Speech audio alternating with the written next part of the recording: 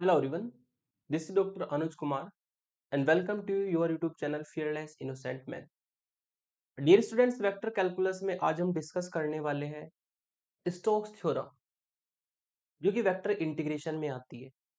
और Stokes theorem में हमारा रिलेशन होता है between line and surface integral. Line और सरफेस इंटीग्रल के बीच में हमारा रिलेशनशिप होता है, जो कि हम स्टोक्स थ्योरम में आज की डिस्कस करने वाले हैं। और ये काफी इंपॉर्टेंट थ्योरम है, क्योंकि आप जानते हैं कि ग्रीन गोस स्टोक तीन में से कभी कभी यूनिवर्सिटी एग्जामिनेशन में दो क्वेश्चन भी आ जाते हैं। तो आप इन तीनों ही थ्योरम को अच्छे से तैयार करके चले। चलिए लेक्चर का कंटेंट जान लेते हैं। वेक्टर कैलकुलस में वेक्टर इंटीग्रेशन का पोर्शन है, यूनिट 5 का लास्ट लेक्चर है ये, जिसमें हम स्टोक थ्योरम को डिस्कस करेंगे with concept of Stoke theorem. Stoke theorem का कॉन्सेप्ट क्या होता है वो डिस्कस करेंगे। How to use Stoke theorem को कैसे यूज करते हैं एग्जांपल से बताऊंगा। एग्जांपल भी दो तरीके के करेंगे, एक तो वेरीफाई वाले, एक बिना वेरीफाई वाले, जिसमें वेरीफाई नहीं पूछा जाता। फिर लास्ट में आपको होम असाइनमेंट भी प्रोवाइड किया जाएगा।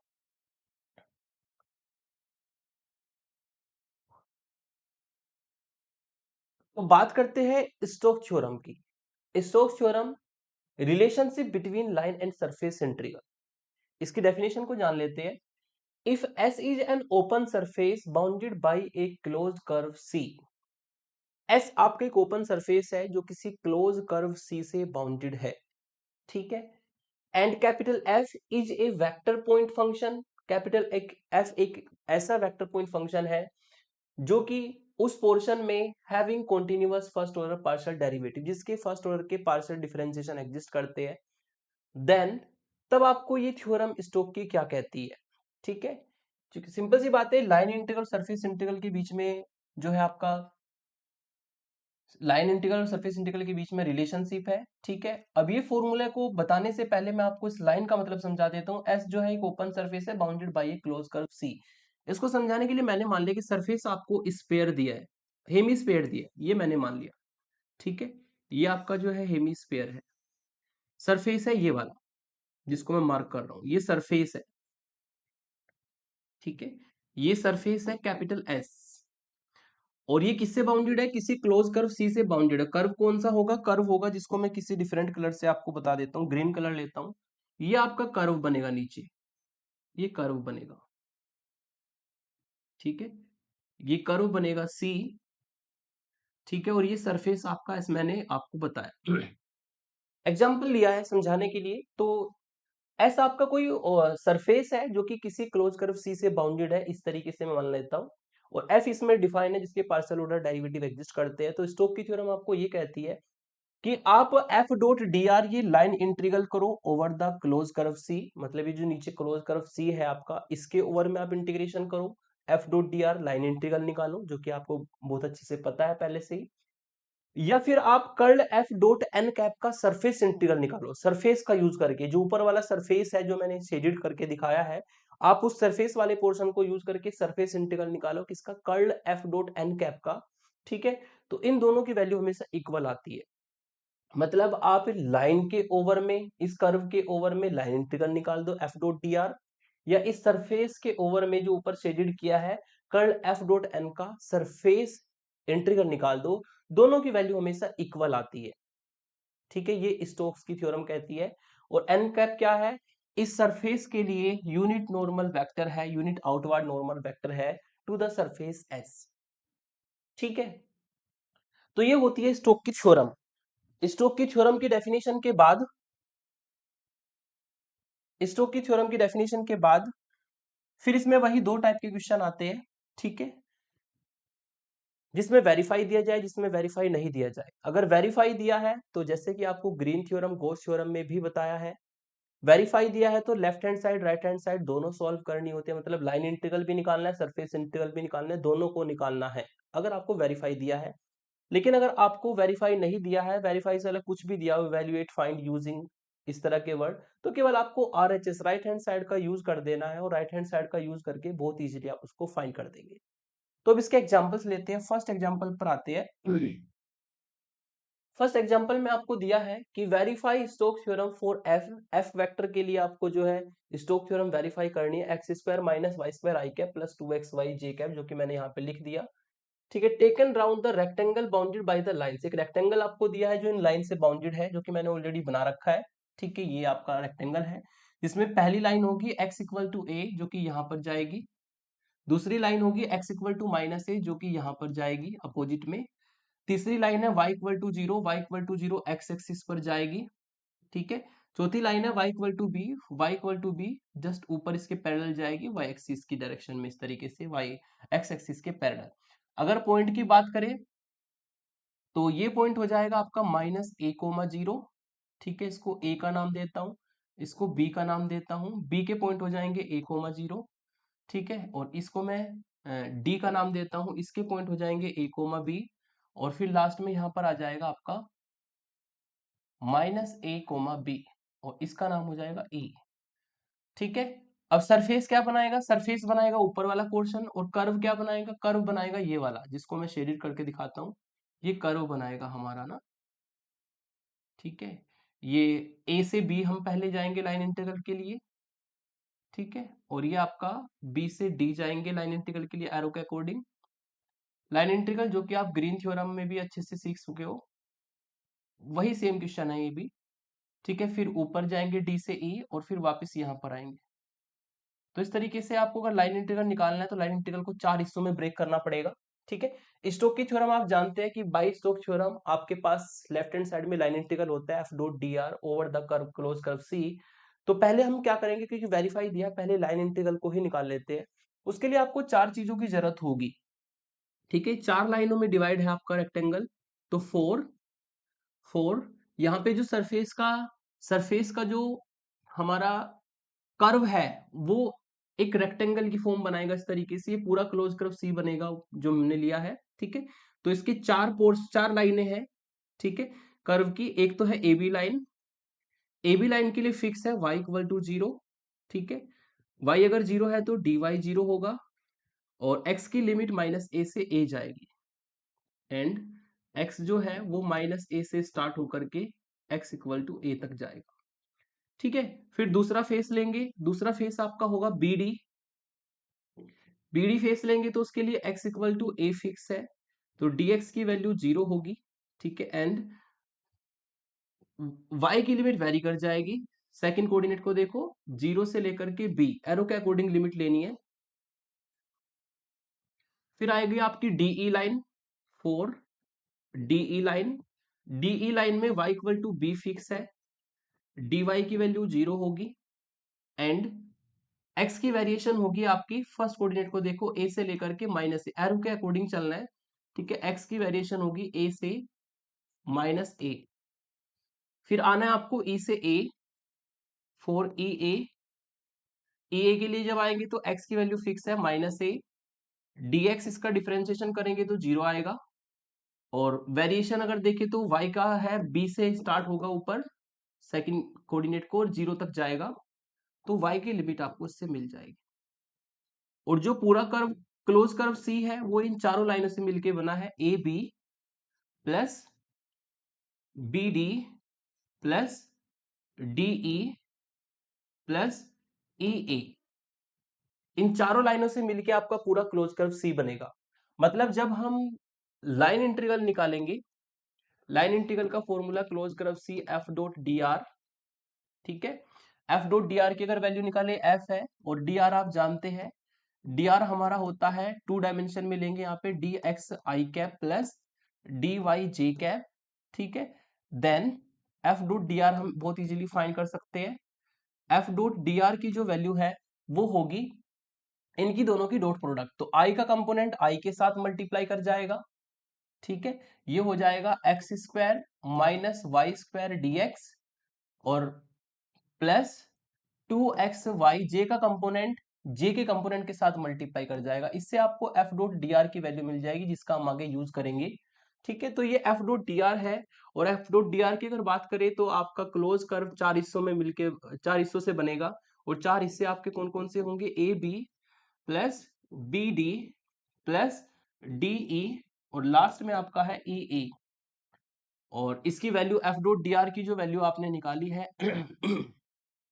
वो x square minus y square d x, और plus two x y d y. तो चारों हिस्सों को अलग अलग कर देता हूं मैं। पहले होगा ए बी के लिए x square minus y square d x plus 2xy, same integration करना है। फिर होगा B D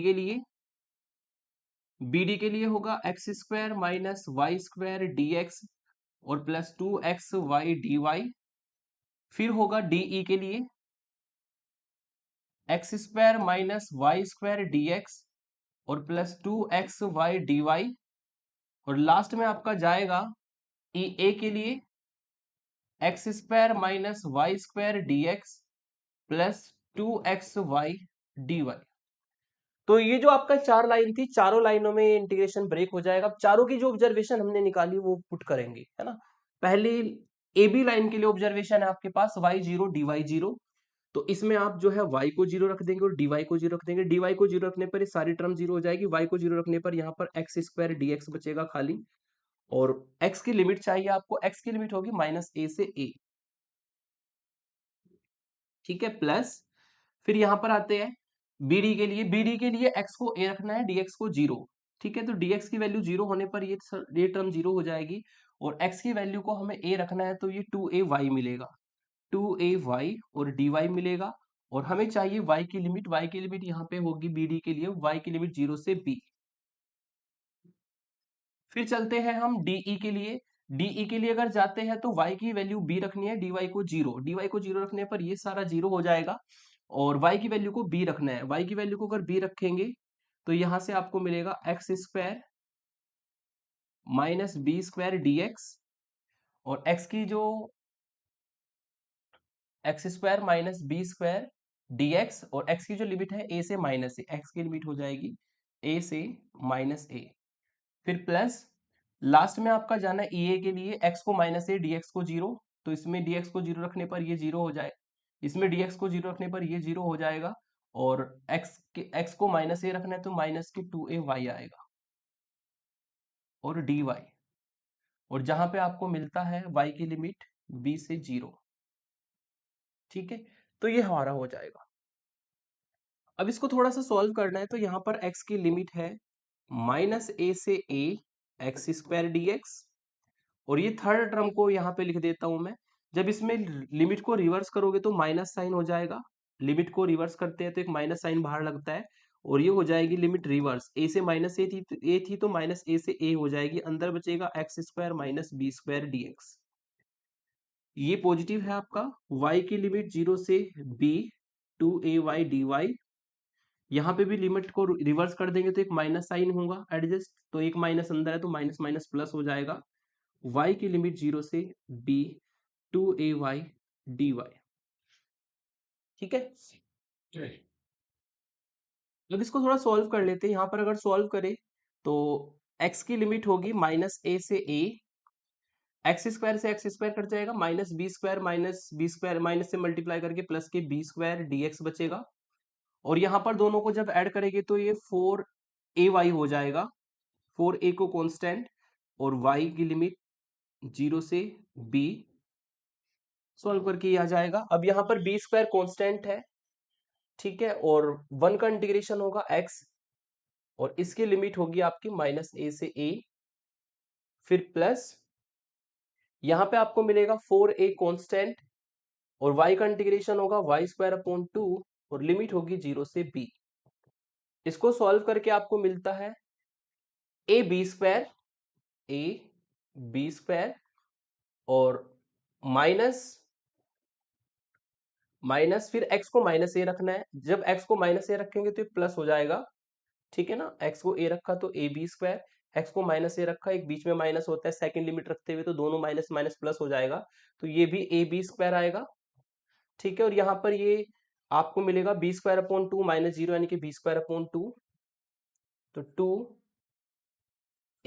into B square और ये हो जाएंगे आपके A B square 2ab square, total आपको 4ab स्क्वायर मिलेगा, ठीक है।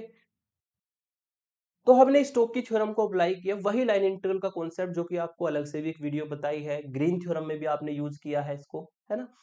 तो ये हमारा जो है स्टोक थ्योरम में लाइन इंटीग्रल का कॉन्सेप्ट, वही रेक्टेंगल स्क्वायर है तो आप 4 हिस्सों में डिवाइड करके उसको इस तरीके से सॉल्व कर सकते हैं, जिससे आपका आधा क्वेश्चन सॉल्व हो गया 4ab स्क्वायर। अब हम इसमें यूज करेंगे ये curl F dot n cap को सरफेस इंटीग्रल के ओर में निकालेंगे। ठीक है, तो ये आपका एफ है, एफ वेक्टर, इसका कर्ल निकालेंगे। कर्ल आप जानते हैं कि डेल की एफ के साथ में क्रॉस प्रोडक्ट करनी होती है, उसके लिए एक डिटर्मिनेंट बनता है आई जे के पहली रो में, फिर डेल के component del upon del x, del upon del y, del upon del z, फिर एफ के कंपोनेंट है x square minus y square. ठीक है, जे के साथ में है 2xy, चूंकि यहाँ पर के नहीं है तो उसको जीरो ले लेंगे उसके कंपोनेंट को। अब हमें इसको जो है, अब हमें इसको सॉल्व करना है, कर्ल एफ को सॉल्व करने के लिए आई कैप, ठीक है, ये ऑपरेट होगा इसके साथ, जीरो आएगा, del upon del y zero के साथ जीरो आएगा, minus del upon del z 2xy के साथ जाएगा, तो del upon del z 2xy का डिफरेंशिएशन जेड के रिस्पेक्ट में जो कि जीरो आएगा, फिर माइनस होता है जे कैप, माइनस जे कैप इसके साथ जे जाएगा जिससे आपको जीरो मिलेगा, फिर ये जाएगा इसके साथ जेड के रिस्पेक्ट में x square minus y square का जीरो आएगा, ठीक है, फिर लास्ट में जाएगा प्लस के कैप, ये जाएगा इसके साथ x के रेस्पेक्ट में जब करेंगे 2xy का तो 2y आएगा, ठीक है, और जब y के रेस्पेक्ट में करेंगे बीच में माइनस आएगा, जब y के रेस्पेक्ट में करेंगे तो एक्स स्क्वायर का जीरो और माइनस वाई स्क्वायर का हो जाएगा माइनस 2y, और इसको सॉल्व करके आपको मिलेगा ये जीरो ये जीरो ये आपका 4y के कैप आएगा।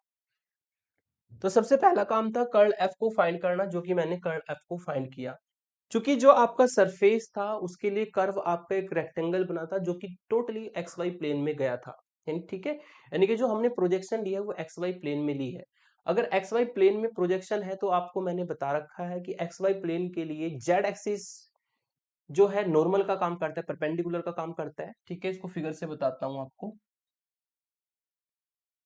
ये x है, ये y है, ये z एक्सिस है, x एक्सिस के अलोंग होता है unit vector i cap, y axis के अलोंग होता है यूनिट वेक्टर j कैप, और z एक्सिस के अलोंग यूनिट वेक्टर होता है k कैप, ठीक है। तो अगर आपकी प्रोजेक्शन एक्स वाई प्लेन में है तो उसके लिए यूनिट नॉर्मल जो है वो परपेंडिकुलर के अलोंग मिलता है, परपेंडिकुलर एक्स वाई प्लेन, ये है आपका प्लेन है, ये वाला प्लेन एक्स वाई प्लेन है, इस प्लेन के लिए जो परपेंडिकुलर का काम करेगा वो जेड एक्सिस करेगा, ठीक है, ये परपेंडिकुलर होगा, नॉर्मल होगा, तो इसके अलोंग जो यूनिट वेक्टर है वो एन कैप की वैल्यू होती है, वही मैंने यहाँ पे लिखा है, एन कैप की वैल्यू क्या होगी, के कैप होगी, अगर सरफेस आपका एक्स वाई प्लेन में लाई करता है। अब फिर हमें निकालनी होती है curl F dot n cap की वैल्यू।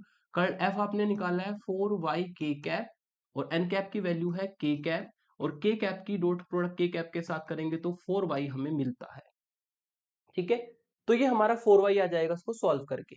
अब हम लगाते हैं curl F dot n cap surface integral की डेफिनेशन, इसमें सबकी वैल्यू हम रख देंगे।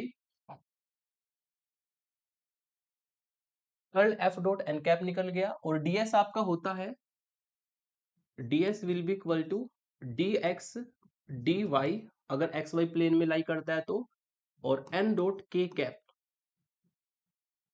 ठीक है, और चूंकि dx dy n की वैल्यू के कैप है तो के कैप डॉट के कैप, इसको सॉल्व करके dx dy ही मिलेगा, ठीक है, तो ये हमारा रीजन r में बदल जाएगा डबल इंटीग्रेशन, और ds की वैल्यू हो जाएगी dx dy, और curl F dot n cap की वैल्यू हमारी आई है 4y, ठीक है, जो कि हम यहाँ पर पुट कर देंगे। अब आपको ये 4y dx dy ये इंटीग्रेशन आपको सॉल्व करना है, और लिमिट आपको दी है वही रेक्टेंगल वाली, ठीक है, x दिया था प्लस माइनस a, और y दिया था 0 से b,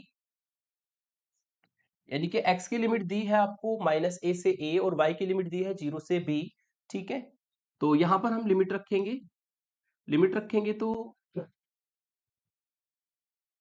y की लिमिट 0 से b, और x की लिमिट माइनस a से a, ठीक है, 4y, और ये dx dy, पहले इंटीग्रेशन x के रेस्पेक्ट में करेंगे जिससे कि y की जो लिमिट है कांस्टेंट का काम करेगी, 4y कांस्टेंट का काम करेगा, dy कांस्टेंट का काम करेगा, वन का इंटीग्रेशन x होगा, लिमिट रखने पर माइनस a से a जाएगा, 4 बाहर ले लेता हूं as a constant, a minus minus a जो कि आपको 2a देगा, 2a को बाहर ले लूंगा इस तरीके से मैं, अंदर मिलेगा आपको y की लिमिट 0 से b, और ये हो जाएगा आपका y dy, y का इंटीग्रेशन 8a, y का इंटीग्रेशन होगा वाई स्क्वायर अपॉन 2 और लिमिट 0 से b।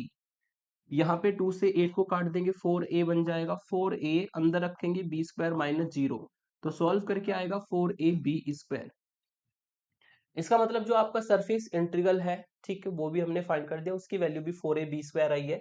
तो इससे पहले वाली स्लाइड में हमने लाइन इंटीग्रल निकाला था, उसकी वैल्यू भी 4ab स्क्वायर थी, और यहाँ पर जो सरफेस इंटीग्रल आपने निकाला है इसकी वैल्यू भी 4ab स्क्वायर है।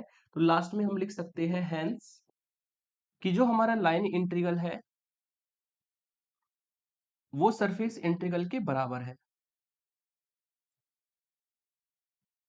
ठीक है, this implies Stoke theorem verified. Stoke theorem verified. तो जो स्टोक की थ्योरम है वो हमारी इस तरीके से वेरीफाई हो जाएगी। तो जब भी वेरीफाई आपको पूछा जाता है तो वेरीफाई वाले क्वेश्चन में आपको दोनों पार्ट करने होते हैं। तो हमने लाइन इंटीग्रल भी निकाला, हमने सरफेस इंटीग्रल भी निकाला, दोनों की वैल्यू इक्वल आई तो हमारी थ्योरम वेरीफाई हो जाती है। एक वेरीफाई वाला क्वेश्चन और लेते हैं, ठीक है, काफी इंपॉर्टेंट है ये भी। Verify Stoke theorem for the vector, इस वेक्टर के लिए आपको स्टोक थ्योरम निकालनी है।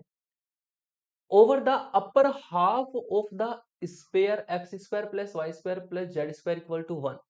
थोड़ा सा ध्यान देंगे, आपको स्क्वायर का अपर हाफ पोर्शन लेना है, ठीक है, और वो अपर हाफ पोर्शन लेना है इस स्क्वायर का जिसका सेंटर ओरिजिन है, रेडियस इसकी 1 है, bounded by its projection on x y plane, और इसकी जो प्रोजेक्शन है वो एक्स वाई प्लेन में जाएगी, ये भी आपको क्लियर किया है। ठीक है, तो हमने इस स्क्वायर को कंसीडर किया, ठीक है, अपर हाफ पोर्शन लिया जो कि आधा स्क्वायर बनाएगा। तो इस आधे स्क्वायर को हम लेकर के सॉल्व करेंगे। ठीक है, अगर इस सरफेस की बात करेंगे तो सरफेस आपका ये होगा, ठीक है, और अगर कर्व की बात करेंगे तो कर्व आपका यहां पर बनेगा, ये कर्व हमारा बन जाएगा, ठीक है, जिसको मैंने येलो कलर से हाईलाइट किया। ठीक है, अगर इस कर्व की बात करें, अगर ये आधा स्क्वायर आपका सरफेस बनाता है तो ये जो आपका कर्व है ये एक सर्कल बनाएगा। ठीक है, तो ये नीचे मैंने लिखा है सर्कल 2 डायमेंशन में होता है तो जेड 0 होगा ऑब्वियसली, तो यहाँ पे लिखा clearly the boundary of the surface S is a circle.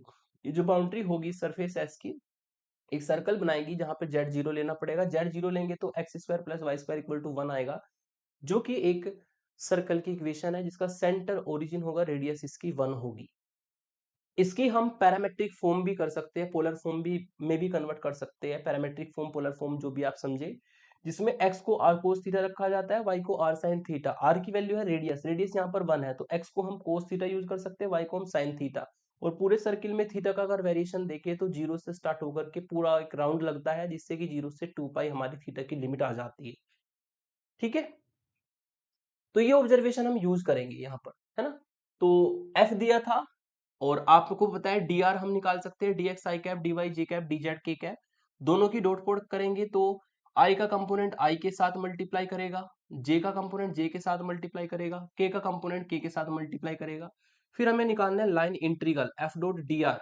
Line integral में सारी वैल्यूज को रख दिया, ठीक है, और चूंकि आपको पता लग गया कि जो लाइन इंटीग्रल है वो सर्कल से बनेगा और सर्कल में आपकी जेड की वैल्यू 0 है, तो यहाँ पर हम जेड को डी जेड दोनों को 0 रख देंगे। अगर जेड को 0 रखेंगे और डी जेड को 0 रखेंगे तो ये दोनों टर्म 0 हो जाएगी, बचेगा क्या 2x minus Y D x बचेगा। अब इसको हमें सॉल्व करना है तो एक्स वाई की फॉर्म में आप लिमिट लेके चलो, उसको तब सॉल्व करो या इसको आप थीटा की फॉर्म में कन्वर्ट कर दो, जो ये मैंने नीचे बताया आपको ग्रीन कलर से लिखा है जो बॉक्स में। ठीक है, तो हम क्या कर सकते हैं, इसमें dx दिया था तो उसको मैंने d थीटा से मल्टीप्लाई और d थीटा से डिवाइड किया है। ठीक है, d थीटा से मल्टीप्लाई d थीटा से डिवाइड किया है, सबकी वैल्यू रख देंगे यहाँ पर। थीटा की लिमिट 0 से 2 पाई पूरा सर्किल के लिए, x की वैल्यू cos थीटा है वहां से आप देख सकते हैं, y की वैल्यू sin थीटा है, और dx अपॉन d थीटा यानी कि हमें x का डिफरेंशिएशन करना पड़ेगा, x है cos थीटा, तो dx अपॉन d थीटा की वैल्यू होगी माइनस sin थीटा जो कि मैंने यहाँ पर रखा है। ठीक है, फिर माइनस साइन थीटा को अंदर मल्टीप्लाई कराएंगे तो ये बनेगा आपका -2 sin थीटा कोस थीटा और प्लस के साइन स्क्वायर थीटा। यहाँ पर फॉर्मूला हो जाएगा sin 2 थीटा का, और साइन स्क्वायर थीटा को कन्वर्ट कर देंगे कोस 2 थीटा वाले फॉर्मूले से 1 माइनस कोस 2 थीटा अपॉन 2 की फॉर्म में। फिर इंटीग्रेशन करेंगे, sin 2 थीटा का इंटीग्रेशन होगा, ठीक है, साइन इसको अलग अलग कर दिया, माइनस साइन 2 थीटा प्लस के 1/2 और माइनस के 1/2 कोस 2 थीटा, फिर साइन 2 थीटा का integration minus cos 2 theta upon 2, तो माइनस माइनस प्लस हो जाएगा। यहाँ पे 1 का इंटीग्रेशन थीटा, 2 डिवाइड में कांस्टेंट है, ठीक है। यहाँ पे आपका आएगा कोस 2 थीटा, कोस 2 थीटा का इंटीग्रेशन, कोस 2 थीटा का इंटीग्रेशन मतलब साइन 2 थीटा अपॉन 2, ठीक है।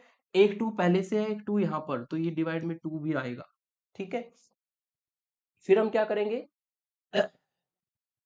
0 से 2 पाई लिमिट है, इसमें लिमिट रख देंगे। पहले 2 पाई रखेंगे तो कोस 4 पाई हो जाएगा अपॉन 2, यहाँ पर 4 पाई अपॉन 2, यहाँ पर 1 अपॉन 2 साइन 4 पाई अपॉन 2, और 0 रखने पर 0 रखेंगे फिर दोबारा, तो कोस 0 की वैल्यू 1/2, यहाँ पर 0 रखने पर 0 और साइन 0 की वैल्यू 0, तो 1/2 मिलेगा।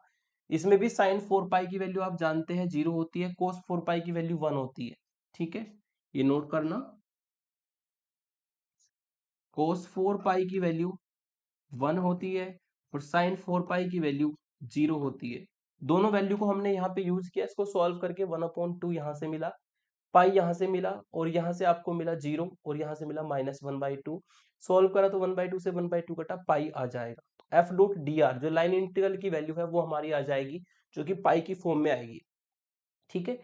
या तो आप इस इंटीग्रेशन को एक्स वाई की फॉर्म में सॉल्व करो, circle x square plus y square equal to 1 लेकर के, जिसमें एक लिमिट कांस्टेंट, एक लिमिट को आप स्ट्रिप डाल करके वेरिएबल फॉर्म में ले सकते हैं, या पैरामेट्रिक फॉर्म में कन्वर्ट कर दो उस तरीके से, तो क्वेश्चन थोड़ा सा इजी हो जाता है, पूरा क्वेश्चन सिंगल इंटीग्रेशन में बदल जाता है, ठीक है। जो क्वेश्चन में वेरीफाई दिया है, तो अब सरफेस इंटीग्रल निकालेंगे सरफेस यूज करके, ठीक है। कर्ल एफ की जरूरत पड़ेगी, तो एफ का हमने कर्ल निकाला, कर्ल का वही कॉन्सेप्ट डिटर्मिनेट बना के इसको सॉल्व कर लीजिएगा, जिसको सॉल्व करके के कैप आएगा। कर्ल एफ की एन कैप के साथ डॉट प्रोडक्ट करनी है, कर्ल एफ की वैल्यू रख दी k cap dot n cap, और n cap dot k cap, ठीक है। ये इसको डॉट प्रोडक्ट आप जानते हैं, a dot b b dot a के बराबर होता है, तो हम k cap dot n cap को n cap dot k cap भी लिख सकते हैं। अब थोड़ा सा आप ध्यान दीजिए, अगर आप यहाँ पर ये स्पेयर लेते हैं, इसकी प्रोजेक्शन लेते हैं, इस तरीके से मैंने इसकी प्रोजेक्शन ली नीचे, ये जो प्रोजेक्शन है नीचे आपकी जाएगी, तो ये एक्स वाई प्लेन में जाएगी। Consider the projection of sphere s in the x y plane, x y plane में जब प्रोजेक्शन लेंगे तो नीचे जो सर्कल बनेगा वो आर हमारा हो जाएगा, ये रीजन बनेगा आर, ठीक है, जो कि एक सर्कल बनाएगा, और सर्कल की इक्वेशन होगी x square plus y square equal to 1, ठीक है। तो इस सर्कल को यूज करेंगे हम रीजन का इंटीग्रेशन निकालने के लिए। तो हमने पहले क्या किया, curl F dot n cap ds की वैल्यू रखी, n cap dot k cap, ds की वैल्यू आप जानते हैं, एक्स वाई प्लेन में अगर प्रोजेक्शन लेंगे तो डीएस की वैल्यू होगी dx d y upon n dot k cap. यहाँ पर एन कैप की वैल्यू रख देंगे, के कैप है, सॉरी, एन कैप डीएस की value dx d y n dot k cap. तो ये दोनों आपस में कट जाएंगे, ये और ये दोनों कट जाएंगे, यहाँ पे बचेगा ये पोर्शन। और आप जानते हैं double integration dx d y, ये हमारा एरिया होता है ऑफ द रीजन, रीजन हमारा बनेगा सर्कल वाला, ठीक है। तो हम डायरेक्टली बोल सकते हैं ये जो डीएक्स डी वाई है, ये एरिया है सर्कल का x square plus y square equal to 1 का, और सर्कल का एरिया जानते हैं पाई इंटू रेडियस का स्क्वायर, तो पाई इंटू इसकी रेडियस है 1 का स्क्वायर, सॉल्व करके पाई आएगा, ठीक है। तो इस तरीके से सरफेस इंटीग्रल भी हमारा फाइंड हो जाएगा, ठीक है। तो पहले आपने लाइन इंटीग्रल निकाला और फिर ये सरफेस इंटीग्रल निकाला, दोनों की वैल्यू पाई आई, लास्ट में आप लिख सकते हैं कि हैंस ये दोनों इक्वल है, तो स्टोक की जो थ्योरम है वो वेरीफाई हो जाती है। तो दो क्वेश्चन हो गए हमारे वेरीफाई वाले, अब हम चलते हैं जिसमें वेरीफाई नहीं करना होता है। एक बात ध्यान रखिएगा, अगर आपको सरफेस इंटीग्रल, लाइन इंटीग्रल और वॉल्यूम इंटीग्रल जो मैंने अलग से बताया था आपको, ठीक है, अगर आपको वो अच्छे से नहीं आता है तो इसमें उलझने होंगी, क्योंकि बेसिक कॉन्सेप्ट समझ के आना है, ठीक है, तभी आपको ये तीनों थ्योरम्स अच्छे से समझ में आती है। नेक्स्ट एग्जांपल है आपका, इवेल्युएट, ये लाइन इंटीग्रल निकालना है by using Stoke theorem, verify नहीं दिया तो खाली इवेल्युएट करना है। एफ आपको ये वेक्टर पॉइंट फंक्शन दिया है, और सी जो है एक बाउंड्री दी है ट्रायंगल की विद वर्टिसेस, इस ट्रायंगल के वर्टिसेस दिए हैं 0 0 0 1 0 0 और 1 1 0, ठीक है, 0 0 0 1 0 0 और 1 1 0। अगर इस ट्रायंगल की आप बात करते हैं, तो इस ट्रायंगल के वर्टिसेस जो दिए हैं उसमें थर्ड कोऑर्डिनेट को देखो, 0 0 0, मतलब तीनों के तीनों पॉइंटों में जेड की वैल्यू हमेशा 0 दी है। जेड की वैल्यू 0 देने का मतलब यह है कि जो आपका ट्रायंगल बनेगा वो एक्स वाई प्लेन में बनेगा। वही मैंने यहाँ पे बताया भी है, since Z coordinate of the vertices in the triangle, ठीक है, और जीरो, जेड का जो कोऑर्डिनेट है थर्ड वाला वो तीनों जगह पे जीरो है। इसका मतलब ये भी जो ट्रायंगल बनने वाला है ये आपका एक्स वाई प्लेन में बनने वाला है। ठीक है, एक्स वाई प्लेन में जैसे कि मैंने बनाया, कैसे बनेगा? पहला पॉइंट था आपका, इस जीरो को तो हटा ही दो, ये तो हो ही गया। पहला पॉइंट बनेगा 0,0 जो कि ओरिजिन बनेगा। ठीक है, दूसरा पॉइंट बनेगा 1,0, इसको मैं यहाँ पे ले लेता हूँ 1,0। ठीक है, तीसरा पॉइंट बनेगा 1,1 जिसको मैं बी मान लेता हूँ 1,1। ठीक है, क्योंकि तीसरे वाला कोऑर्डिनेट जीरो था, जेड इक्वल टू जीरो, तो ये ट्रायंगल आपका बनेगा तीनों पॉइंटों से, जिसको मैंने बना दिया ओ ए बी की फॉर्म में ट्रायंगल बनेगा, जो कि टोटली एक्स वाई प्लेन में जाएगा। और अगर आप इसको एक्स वाई प्लेन में लेते हैं तो ऑब्वियस है यहाँ पर जो एन कैप की वैल्यू हम यूज करेंगे वो के कैप के बराबर होगी। एक्स वाई प्लेन के लिए मैंने बताया था आपको, यूनिट नॉर्मल जो है वो जेड एक्सिस का काम करता है, परपेंडिकुलर जेड एक्सिस का लोग के कैप होता है, तो एन कैप की वैल्यू हम के कैप उसमें लेते हैं। ठीक है, तो इस ट्रायंगल में भी अगर देखें, क्योंकि आपको आगे जरूरत पड़ेगी लिमिट्स की, तो ये हमारा जो ट्रायंगल है ये रीजन बनाएगा।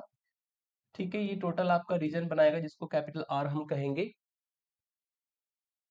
अब एफ आपको दिया था, एफ का कर्ल तो आप निकाल ही लेंगे डेल क्रॉस एफ डिटर्मिनेट वाले मेथड से, जिसको सॉल्व करके 2x minus y k cap आएगा। Now by Stoke theorem, Stokes की थ्योरम अप्लाई करते हैं। स्टोक की थ्योरम आपको ये कहते हैं, अगर आपको लाइन इंटीग्रल निकालना है एफ डॉट डी आर, तो आप निकालिए surface integral curl F dot n cap का। ठीक है, और curl F dot n cap की वैल्यू रखिए। Curl F dot n cap की वैल्यू है 2 × x minus y k cap. और चूंकि आपका जो ट्रायंगल है एक्स वाई प्लेन में है तो एन कैप की वैल्यू के कैप होगी, तो यहाँ पर डॉट के कैप हो जाएगा। और डीएस की वैल्यू होगी आपकी d x d y x y plane के लिए, और अपॉन में n dot k cap, n dot k cap यानी कि के कैप डॉट के कैप। यहाँ पे लिख देता कि जो ds होता है वो एक्स वाई प्लेन में अगर प्रोजेक्शन ले तो dx dy upon n dot k cap, ये फॉर्मूला होता है। यहाँ पे मैंने एन कैप की वैल्यू रख दी के कैप, तो उसको सॉल्व करके रीजन बन जाएगा, 2 को बाहर ले लेंगे हम। ठीक है, अंदर बचेगा x माइनस वाई, और यहाँ पर ये k को k डॉट k और k डॉट k 1 बन जाएगा, तो खाली dx dy बचेगा। अब आपको यहाँ पर x और y की लिमिट चाहिए। एक्स और वाई की लिमिट कैसे लेंगे? वही डबल इंटीग्रल वाला कॉन्सेप्ट कि एक लिमिट कांस्टेंट एक लिमिट वेरिएबल। एक्स की लिमिट आप देख सकते हैं फर्स्ट कोऑर्डिनेट को। ठीक है, एक्स की लिमिट 0 से 1 वेरी करेगी। ठीक है, तो एक्स की लिमिट को रख लेता हूं मैं 0 से 1, और वाई की लिमिट निकालने के लिए वाई एक्सिस के पैरेलल एक स्ट्रिप डाल देंगे रीजन में। स्ट्रिप स्टार्ट होगी एक्स एक्सिस से। ठीक है, एक्स एक्सिस से स्टार्ट होगी जहां पर y की वैल्यू 0, खत्म होगी इस लाइन पे। इस लाइन के जो दो पॉइंट है वो 0 0 और 1 1 है, obviously y equal to x line बनेगी। आप लाइन पासिंग थ्रू 2 पॉइंट का फॉर्मूला लगा दो या डायरेक्ट भी समझ जाओ, क्योंकि दोनों सेम है, एक्स वाई 0 0 एक्स वाई 1 1 1 1, है ना। तो दोनों कोऑर्डिनेट सेम है एक्स और वाई के, obviously y equal to x line पे जाएंगे, या आप दोनों से पास होने वाली लाइन भी निकाल सकते हैं, तब भी y इक्वल टू एक्स आएगी। तो y की लिमिट हमारी वेरी करेगी 0 से लेकर के x तक, और ये हमारा इंटीग्रेशन अब हमें रिवर्स करके लिखना होगा, क्योंकि पहले y की लिमिट है तो dy लिखा जाएगा फिर dx लिखा जाएगा। अब इंटीग्रेशन करना है, पहले 2 बाहर, x की लिमिट कांस्टेंट, y के रेस्पेक्ट में इंटीग्रेशन, तो x इंटू 1 का y और y का वाई स्क्वायर अपॉन 2, और लिमिट होगी 0 से x, dx बाहर बचेगा। ठीक है, इज इक्वल टू 2 बाहर। ठीक है, यहाँ पे x की लिमिट होगी 0 से 1, और ये हो जाएगा y की जगह पे x रखना है तो x into x x square, और एक्स स्क्वायर माइनस 2 बाई 2, और फिर 0 रखेंगे तो 0 आएगा, और dx। ठीक है, इसको अगर सॉल्व किया जाए तो x की लिमिट हो जाएगी 0 से 1, और ये सॉल्व करके आपको मिलेगा एक्स स्क्वायर अपॉन 2 dx, 2 से 2 कट जाएगा, एक्स स्क्वायर का इंटीग्रेशन एक्स की पावर 3/3, लिमिट 0 से 1, और सॉल्व करके 1/3 माइनस 0 यानी कि 1/3 आपको ये मिलेगा।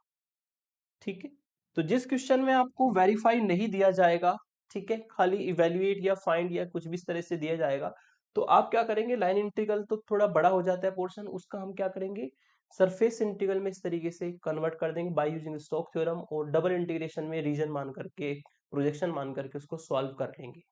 ठीक है। देखो अगर आपको क्लियरली पता है कि जो हमारा रीजन है वो एक्स वाई प्लेन में बनेगा, प्रोजेक्शन एक्स वाई प्लेन में जाएगी, फिर तो आप एन कैप की वैल्यू के कैप डायरेक्टली ले लेते हैं। लेकिन कभी कभी आपको पूरा सरफेस दिया होता है तो उसके लिए आपको एन कैप की वैल्यू निकालनी पड़ती है यूनिट नॉर्मल की, वही gradient phi upon mod of gradient phi वाले फॉर्मूले से। उसका भी एक एग्जांपल आपको बता देता हूँ।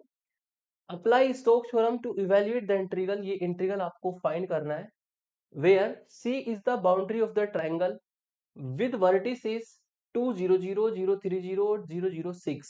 ये फिगर मैंने ऑलरेडी बनाई, ये वाला ट्रायंगल है, 3D में जाएगा, ये अब आपका एक्स एक्सिस है, ये वाई एक्सिस है, ये जेड एक्सिस है। एक्स एक्सिस के अलोंग पॉइंट है आपका 2 0 0, ठीक है, तो ये 0 0 0 होगा, और यहां से यहां तक जो एक्स की वैल्यू है वो 2 होगी, ठीक है। ये पॉइंट है आपका 0 3 0 वाई एक्सिस के अलोंग जाएगा, 0 3 0, तो ये आपका y की लेंथ हो जाएगी 3, और z की लेंथ आपको दी है 6, और ये पॉइंट हो जाएगा 0 0 3, ठीक है, 0 0 3। तो ये ट्रायंगल हमने बनाया, और ट्रायंगल के जो तीनों पॉइंट थे वो मैंने मेंशन कर दिए, जिससे आपको ये लेंथ मिल गई, x की वैल्यू 2, y की वैल्यू 3 और z की वैल्यू 6। और जो हमारा यहाँ पर स्टोक थ्योरम में c बनेगा उसकी बाउंड्री बनेगी। बाउंड्री मतलब जिसको मैं हाईलाइट करके दिखाता हूँ आपको ब्लू कलर से, ये आपकी बाउंड्री, ठीक है।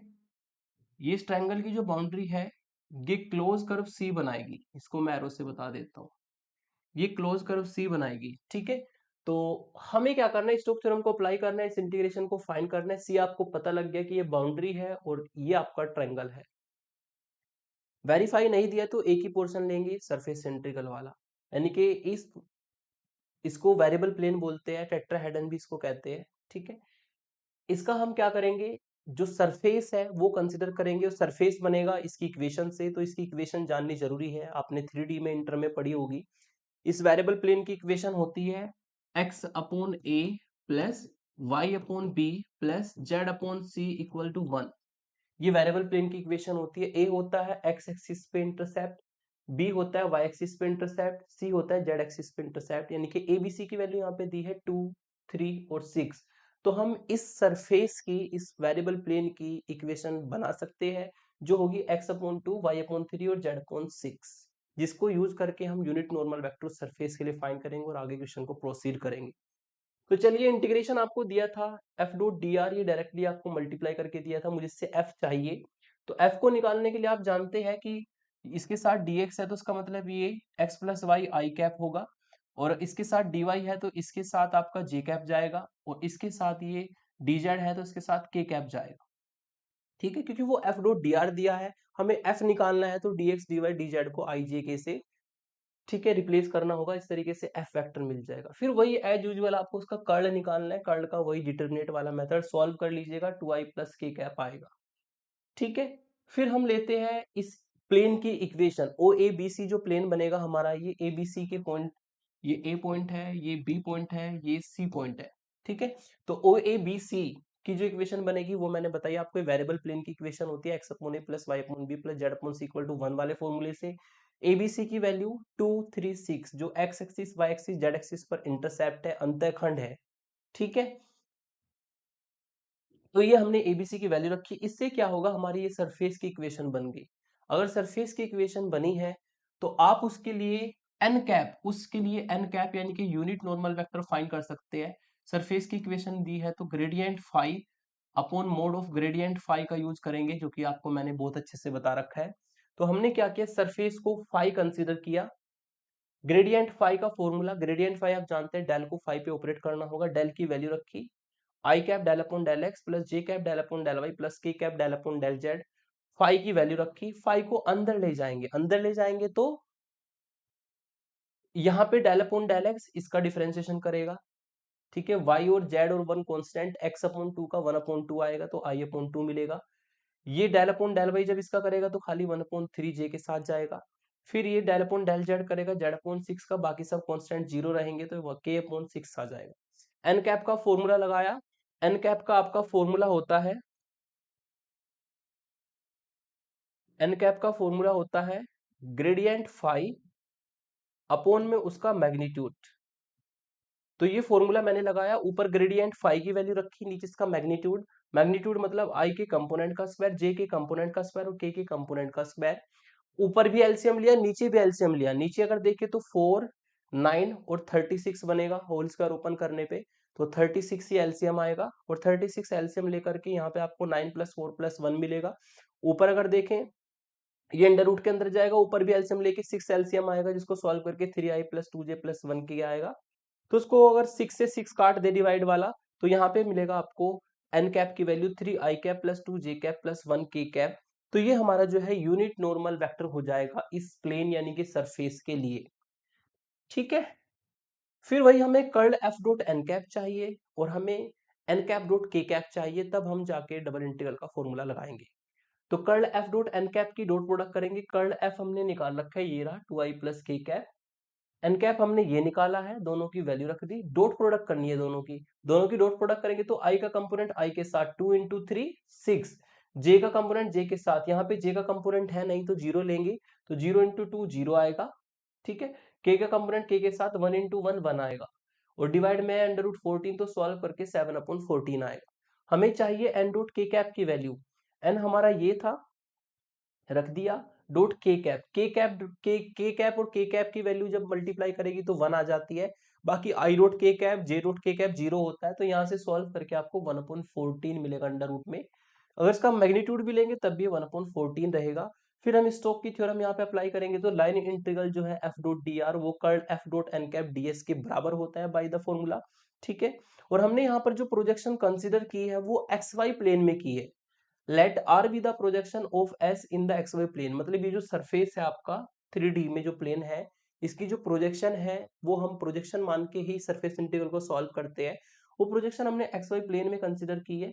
ठीक है, एक्स वाई प्लेन में है तो ds की वैल्यू हो जाएगी dx dy upon n dot k cap. जितनी वैल्यू है सब रख देंगे। Curl f dot n cap की वैल्यू है 7/√14, n डॉट k कैप की वैल्यू है 1/√14, दोनों को रखा, सॉल्व करके 7 बाहर आ जाएगा, अंदर बचेगा आपका dx dy for the region r, और dx dy आप जानते हैं एरिया होता है। ठीक है, और एरिया ऑफ द ट्राइंगल, ये भी कौन सा एरिया लेना है, एक्स वाई प्लेन वाला। और एक्स वाई प्लेन में जो आपका ट्राइंगल बनेगा उसको मैं थोड़ा सा हाईलाइट कर दूं। एक्स वाई प्लेन में ये ट्राइंगल बनेगा, एक्स वाई प्लेन में जो ट्राइंगल बनेगा ये बनेगा ट्राइंगल। अब आपको इस ट्राइंगल का, जिसको मैंने ग्रीन कलर से शेडेड किया है, इस ट्राइंगल का एरिया निकालना है। ठीक है, तो एरिया का फॉर्मूला आप जानते हैं, 7 तो बाहर एज ए कांस्टेंट है ही। Area of the triangle, right angle triangle बनेगा 1/2 इंटू बेस इंटू हाइट। ये फॉर्मूला लग जाएगा, बेस है 2 और हाइट है 3, तो सॉल्व करके 2 से 2 कटेगा, 7 × 3 21 आएगा। ठीक है, और अगर आप इस तरीके से डायरेक्टली एरिया नहीं निकालना चाहते हैं, नो प्रॉब्लम, फिर आपको थोड़ा सा लेंथी प्रोसेस में जाना पड़ेगा। आपको उसमें जेड रखना पड़ेगा और एक्स और वाई की लिमिट वेरिएबल फॉर्म में लेकर के, एक लिमिट कांस्टेंट फॉर्म में लेकर के इंटीग्रेशन सॉल्व करना पड़ेगा, तब भी आना 21 ही है। लेकिन ध्यान रखना, अगर डायरेक्टली एरिया बन जाए और आपको सर्कल पता है, ट्रायंगल पता है, तो आप डायरेक्टली आप एरिया का फॉर्मूला लगा करके क्वेश्चन को कर सकते हैं, जैसे कि मैंने यहाँ पे किया है। काफी इंपॉर्टेंट क्वेश्चन है, इसमें आपको इवेल्युएट पूछा था, वेरीफाई नहीं है, तो ये क्वेश्चन आपका कंप्लीट होता है। लास्ट में ये 3-4 क्वेश्चन आप दो क्वेश्चन आपको होमवर्क में दिए हैं, जिसमें दोनों में वेरीफाई दिया है, और ये क्वेश्चन इंपॉर्टेंट भी है, स्क्वायर वाले हैं। एक स्क्वायर वाला है और एक आपका रेक्टेंगल वाला है, जैसे कि मैंने फर्स्ट एग्जांपल कराया था।